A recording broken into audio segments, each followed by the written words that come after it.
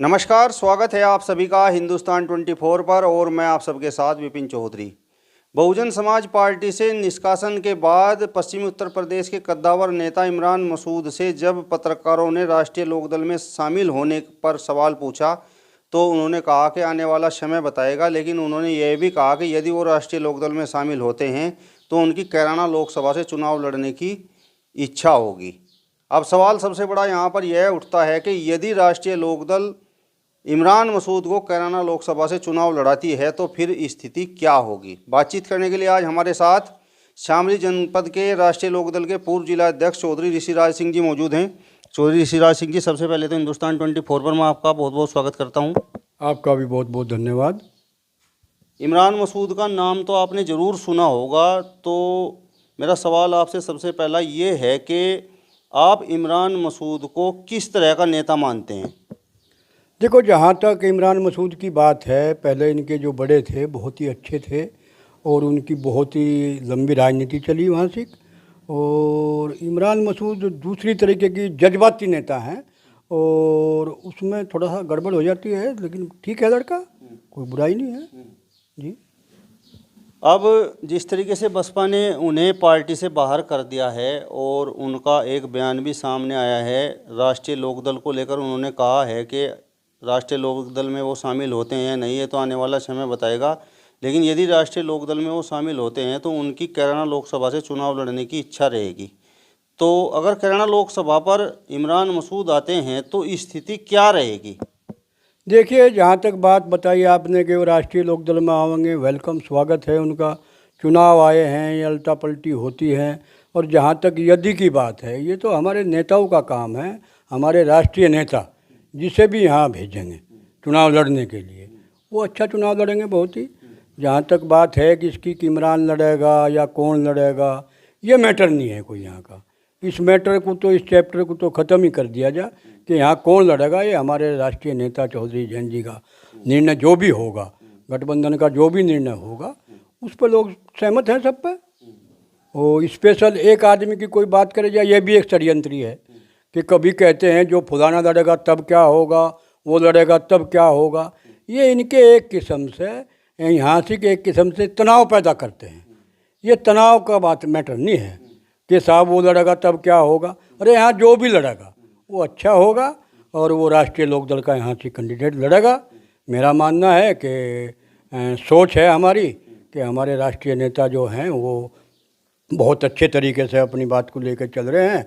ये सीट हमारी रहेंगी और राष्ट्रीय लोकदल से जिसे भी में भेजेंगे उसे बड़े अच्छे तरीके से लोग चुनाव लड़ाएंगे। चौधरी ग्रासन लंबे समय से यहाँ से इस लोकसभा से चुनाव लड़ने की तैयारी कर रही हैं। अमीर आलम का नाम भी हम सुनते हैं, नवाजिश आलम का नाम भी हम सुनते हैं और चौधरी यशपाल सिंह जी के बेटे चौधरी इंद्रसेन का नाम भी हम सुनते हैं। तो जिस तरीके से अभी ये बातें हो रही हैं, इमरान मसूद को लेकर बातें हो रही हैं, मतलब अगर एकदम से वो प्रत्याशी बना दिए जाते हैं तो फिर मतलब किस तरीके का स्टैंड इन नेताओं का रहने की संभावना है। देखिए, आज बात आपस की रार की नहीं है, आज देश कैसे बचे, मुख्य एजेंडा यही रहेगा। देश की जनता का भी, देश के विपक्ष के नेताओं का भी, कि इस फसादवादी सरकार को कैसे इस देश से हटाया जाए। मुद्दा ये है। ये रुद्र सेन जी लड़ेंगे या अमीर आलम जी के बेटे नवाजिश खान साहब लड़ेंगे।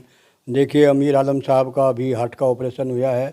परमात्मा ने बहुत बड़ी कृपा करी कि आज वो बड़े अच्छे तरीके से स्वस्थ हैं और बोलचाल भी रहे हैं और उनका ऑपरेशन सफल हुआ। भगवान से, प्रभु से, ईश्वर से हमारी यही प्रार्थना थी कि वे जल्दी स्वस्थ होकर हमारे बीच में आ जाएं। तो ये मुद्दा नहीं है कि कौन लड़ेगा।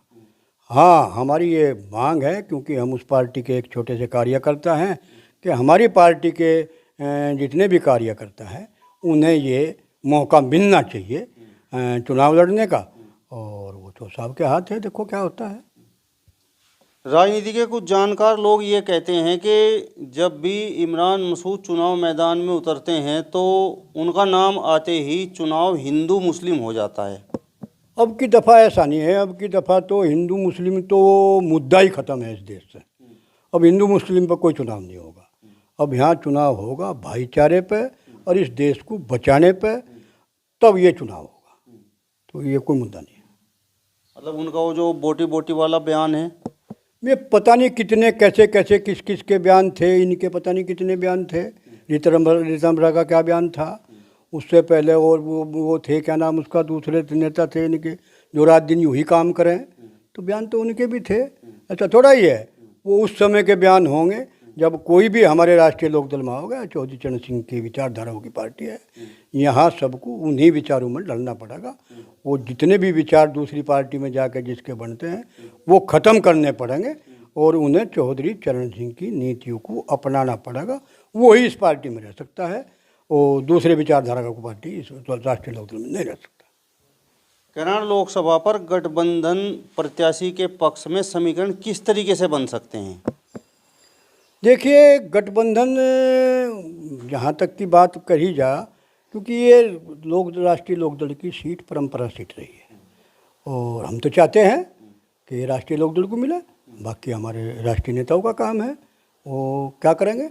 हाँ, लेकिन राष्ट्रीय लोकदल के पाले में यदि सीट आती है, उनके हिस्से में सीट आती है, तो बहुत अच्छी वोटों से हम यहाँ फाइट करेंगे और उसमें कहीं कोई संकोच नहीं कि हम यहाँ से के कोई जरा भी कहीं बोधगा दिखा देंगे।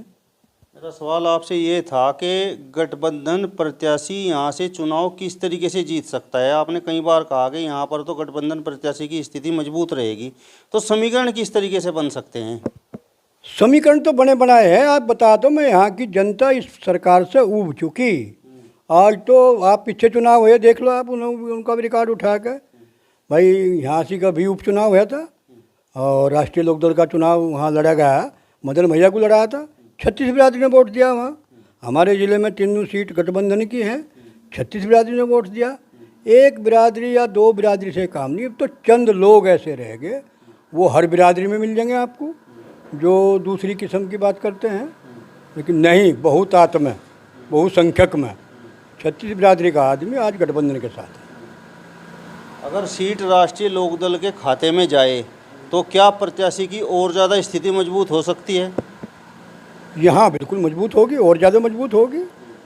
तो क्योंकि राष्ट्रीय लोकदल के जितने भी दावेदार हैं वो, उनकी छवि बहुत अच्छी है समाज में और उनकी हर बिरादरी में पकड़ भी है। मैं यूँ नहीं कहता कि दूसरी पार्टी के लोगों की पकड़ नहीं है, पकड़ सबकी है, लेकिन मेरा मानना यूँ है कि इसमें ज़्यादा बेहतर रहेगा यदि राष्ट्रीय लोकदल को ये सीट जाए तो। मेरा अब आपसे सवाल बड़ा महत्वपूर्ण है और सवाल मेरा आपसे ये है, चूँकि आप जाट समाज से हैं और जाट समाज के बारे में ये चर्चाएं लगातार हवा में तैर रही हैं कि जाट समाज राष्ट्रीय लोकदल को वोट तब करता है जब सिंबल नल का हो। अगर गठबंधन में सिंबल जैसा साइकिल का सिंबल आ गया तो जाट वोट बिदक जाता है, भाग जाता है। ऐसा कहीं कुछ नहीं है कि जाट बिदक जाता है। जाट तो हमेशा से गठबंधन धर्म निभाता है और निभाता रहेगा।